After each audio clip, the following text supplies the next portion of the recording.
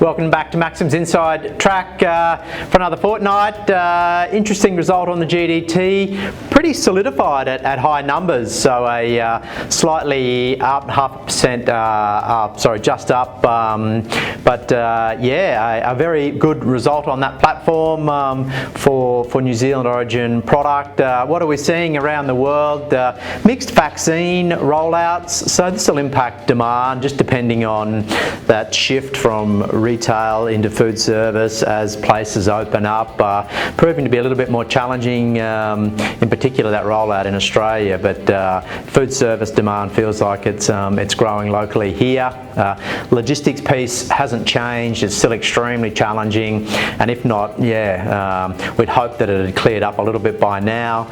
Some regions reporting that the next 2 to 3 months they may see some easing of these logistics problems, but what we're seeing out of the US is probably compounding even a little bit more, and then maybe starting to free up beyond that. But if you're ordering product into Australia from the EU or from the US, it's you're looking at nearly 5 to 6 month delays in that shipping time, so that is problematic. I think we may see some price sensitivity come into the market. We're now getting into some pretty high dollars, or over the last probably 10 to 13 years. So as these dairy prices flow into finished products and then into the retailing basket, just as to whether people have got the funds to pay for them, so that potentially will impact demand. Global milk flows are up nearly 2%, so significant milk flow and demand supporting it, so it's feels very finely balanced at the moment. I'll get into whole milk powder. China demand extremely strong on that GDT platform, keeping these prices at elevated levels. So, we probably see this full cream milk powder solid at least through this winter period until we get into new season, and even then, we're just not sure of Chinese demand. Their internal milk flows are up about 7%, but that milk's being consumed domestically as a liquid milk, and then they're still buying further proteins and solids beyond that. So we see that China as the key market for whole milk powder and keeping these dairy prices elevated. Milk flows in New Zealand are looking pretty good. There is availability, you're just going to have to pay these dollars if you're looking for whole milk powder. As I commented, relatively firmish, at least through until new season on this category. Moving on to skim milk powder now. This category feels balanced and pretty strong around that sort of US $3,400 a tonne type mark. Supply demand, there is availability of product, there is Australian and New Zealand availability, and also other parts of the world. Once again, the challenge is if you require it from the other parts of the world, they've got to get it shipped, and that's still extremely difficult. GDT was flat.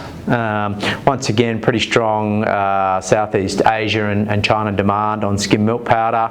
I do see this category as balanced and firmish at these levels, at least through until new season, Southern Hemisphere. So holding up these proteins really well on skim milk powder. Moving on to the fats now, butter and AMF, slightly decreased on the GDT, AMF a little bit over 3% down, butter flattish, just off. We're starting to see American US prices for fats starting to trend back up again. Just as food service demand opens over there. Once again, the challenge is getting it out of it if you need it outside of America. European prices did drift up, and then they're now drifting off a little bit. There seems to be pretty good milk flows, in particular in Ireland and France and Germany have picked up. Their butter production was off slightly as their prices rose, but as milk's kicked in, it's softened and those fat prices out of Europe. They're still reasonably competitive to Oceania prices. You've just got this logistics piece of getting it here. Oceania prices, in particular New Zealand origin butters, are extremely firm and at higher dollars. So yeah, fats. I feel as though all of these dairy products are going to be firmish at least through the next 3 to 4 months, and I think if you need product, I think there's no point sitting on the sidelines. You're better off to secure it for the moment and then look to new season and see what that brings. But fats still pretty strong.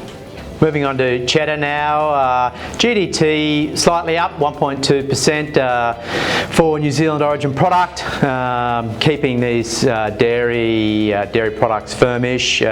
We've seen the US also pop up over there. We note that the food box program's coming to an end at the end of May, and the pipeline fill into that food service region we feel as though is reasonably strong. So not quite sure whether this will have some slight downward pressure on cheese and mozzarella prices in the US. That'll remain to be seen.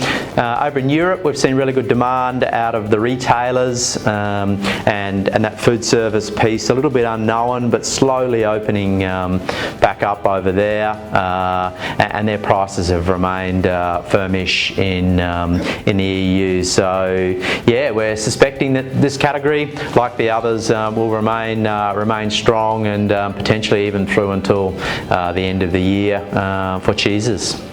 On to the carbohydrates now. This is an interesting sector: whey, lactose, and the protein side of the wheys. We believe that the China demand, once again, is extremely significant, just repopulating the pig or swine herd over there. We noted that they lost about 50% of their piggery industry, and it's a significant piece of what they eat or consume. So the government's pretty hell-bent on repopulating and growing that swine herd again. So their demand for carbohydrates, for whey permeate and lactose is pushing these prices up to nearly 8-10-year highs. So it's certainly very strong.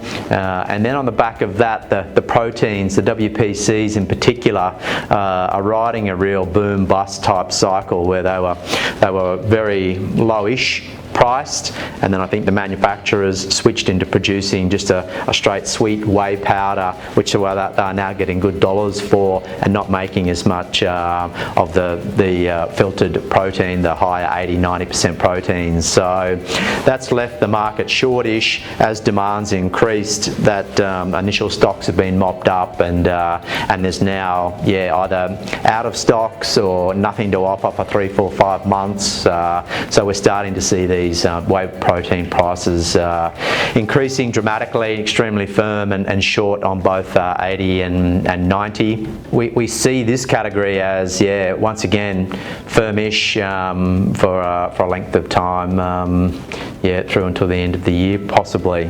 That rounds out our Maxims Inside Track for another edition. Stay safe, and we'll see you in a couple of weeks. Thanks.